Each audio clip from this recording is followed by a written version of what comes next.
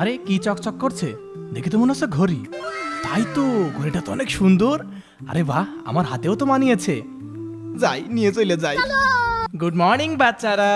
Good morning sir. আরে sir, আপনার হাতের ঘড়িটা তো অনেক সুন্দর। বাহ, স্যার কয় টাকা দিয়ে কিনেছেন? এরা তো ঘড়ির দাম জানে না, একটু বাড়িয়ে বলি। এই ঘড়ির দাম 10,000 টাকা। আরে কি হচ্ছে আমার সাথে? থামো তোমরা।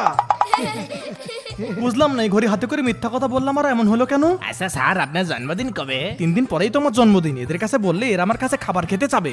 উল্টে আমার জন্মদিন তো ফেব্রুয়ারি মাসের 30 তারিখে।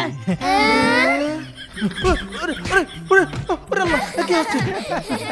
এই থাম তোরা।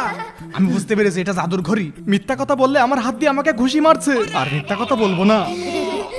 এবার তোমাদের হাজিরা হবে। স্যার আপনার হাতের লেখা খুব সুন্দর। আপনি কয় ক্লাস লেখাপড়া করেছেন? আরে আমি তো ইউনিভার্সিটি থেকে মাস্টার্স করেছি। ওরে ওরে বাবা। না না, আমি সত্যি কথা বলছি। আমি ক্লাস 5 পাস 5 পাস। علاش تلوموني